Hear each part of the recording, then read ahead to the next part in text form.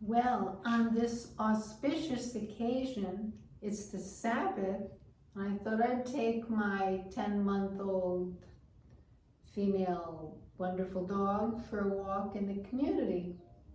I don't know if any of you, or most of you probably know what an eruv is.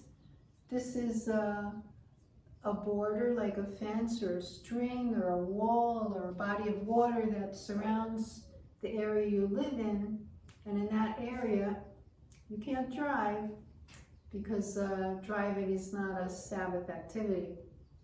But anyway, you can carry things, you can walk long distances, etc., etc.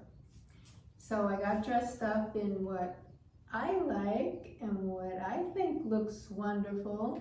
I have this thing, I'm wearing berets lately, and I'm getting them in all different colors.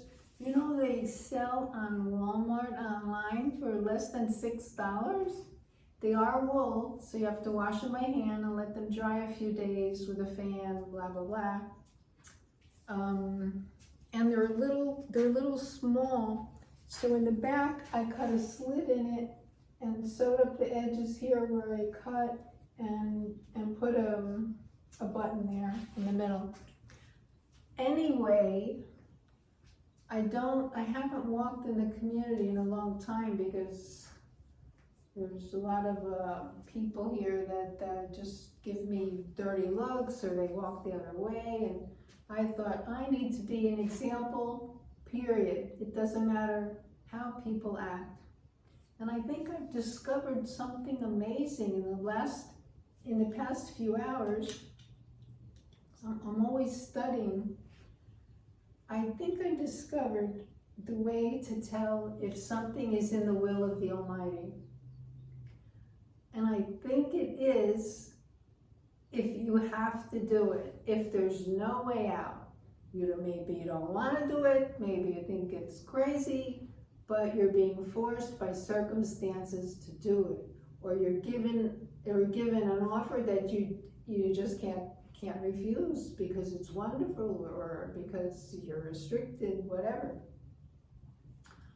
So this means I shouldn't look for things that I like or think I should do. I should wait until it seems like it is the will of the Almighty. Anyway, I have this scarf, and so it doesn't blow away, I have it stuck on with one of those wonderful clips.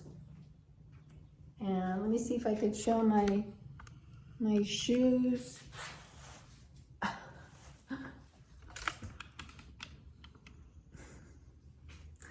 So what else did I wanted to say today? Oh, if you have a female dog who's not spayed, which of course is forbidden in the Bible, and my rabbi also agreed with that.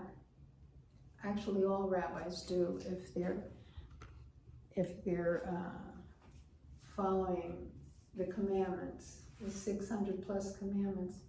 Anyway, when the dog is young, you have no idea when the first one is going to start, especially a larger dog, even a medium-sized dog. So you have to notice if you see any red drainage, blood, and you also have to, if they let you check their area, which is the entrance to the womb. So I did see some red drainage like a month ago, and the dog next door was going crazy, the male dog.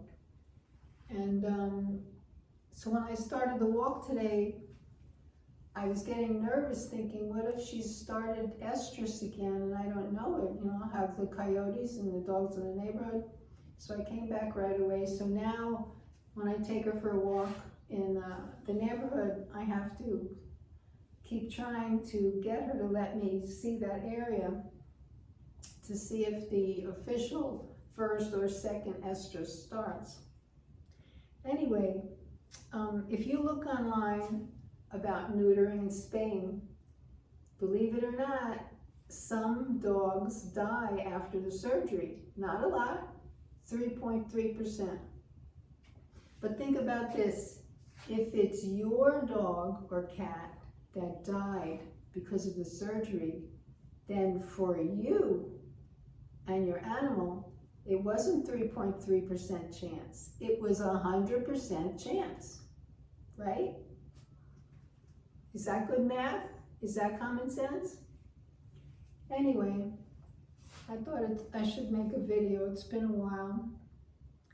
And I thought I found my peers recently in a religious organization, but it turns out that the rabbi was doing a lot of illegal things that I'm not going to go into because it's just too horrible. I did look into notifying official places so they could do something about it because children are being hurt. I think I reported to 3 different agencies. But there's so much corruption, you don't know if anything's going to happen. So you can't go wrong with praying that the Almighty put his hand heavy on that individual and stop them and help the ones that he's hurt. So I think that's it. Just checking in. I'm still here and I'm still having a hard time accepting how the world is. I mean, when you grow up in the 50s and the 60s, things were so different. And young people today aren't, if it was the 60s, young people would say, peace, peace, no more war, and they'd be dressing interestingly with colors and scarves, etc., etc. But today, anything you say to them, and they just look at you in a clueless way. What are you going to do? Try to be an example. So that's about it. Remember, the Sabbath is a gift. It's an inheritance. And it's not good to work all the time. And besides that, your mind is working all the time anyway. You can't stop that. So happy Sabbath, and give me your thoughts.